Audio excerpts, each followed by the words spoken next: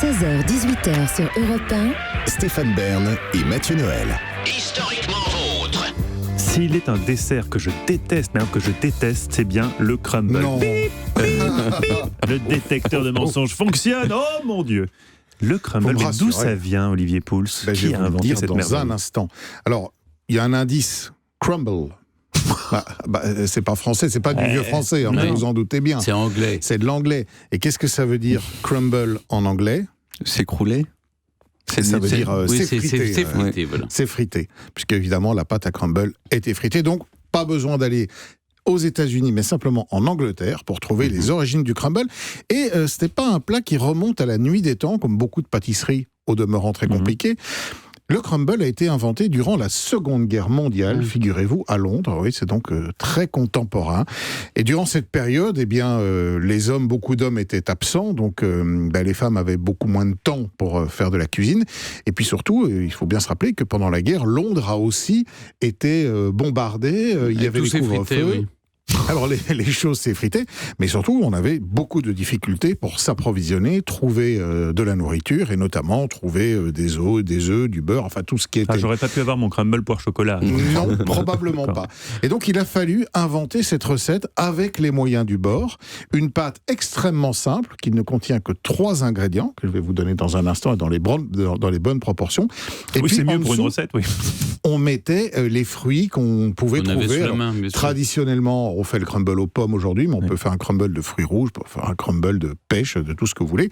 Et je vais même vous donner une idée de faire un crumble salé aussi, parce que en remplaçant un des ingrédients, on peut avoir cet effet, cette pâte intéressante. Alors, les 3 ingrédients, qu'est-ce que c'est? Vous les connaissez? Parce que vous faites des œufs, du beurre et de la farine. Alors non, il n'y a pas d'œufs, justement, parce que les œufs, ça fait partie des choses très difficiles à trouver. Il y a de la farine, du beurre et du sucre, en ce qui concerne la pâte sucrée. Un temps pour temps? Pas tout à fait. Alors, 150... Non, mais j'étais content de placer Il là. n'y avait pas de problème pour certains, il n'y a pas de problème d'approvisionnement en beurre. Non, Oui, en beurre, c'est vrai que pendant la guerre, c'est pratique. Oui, il y avait pas du beurre de mais il y a Michel de du beurre. Chebordier, s'il vous plaît. Mais vous n'avez pas de problème d'approvisionnement chez vous, Mathieu. Ah non, mais la Donc, guerre finit depuis longtemps. prenez 100 grammes de beurre, 120 grammes de sucre et 150 grammes de farine que vous mélangez bien ensemble. Alors ça, c'est la base de la pâte à crumble. Vous la posez tout simplement sur un lit de fruits, de pommes par exemple. Vous faites cuire ça dans un four chaud à environ 120 degrés pendant 25 minutes et vous allez avoir cette pâte qui ne tient pas en fait parce qu'elle manque un peu de liant et donc elle va se casser facilement. Mais moi, je vous offre une version salée que j'aime particulièrement. Et que vous pouvez faire de 2 manières. Soit vous faites simplement la pâte sur une plaque et ensuite vous allez l'utiliser pour venir saupoudrer des préparations.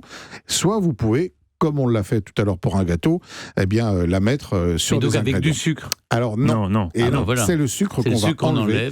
Et moi dedans, je mets à la place du parmesan et un peu de poudre de noisette.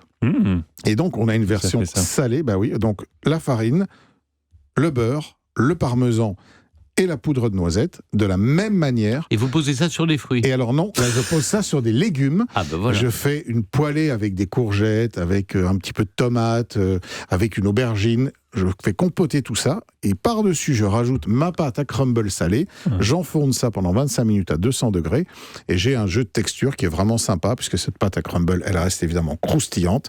Et derrière, et en dessous, vous avez vos légumes qui sont compotés, et en cette saison, ça marche pas mal. C'est génial, on peut se faire toute une soirée crumble salé, crumble sucré, et après on est bien lesté.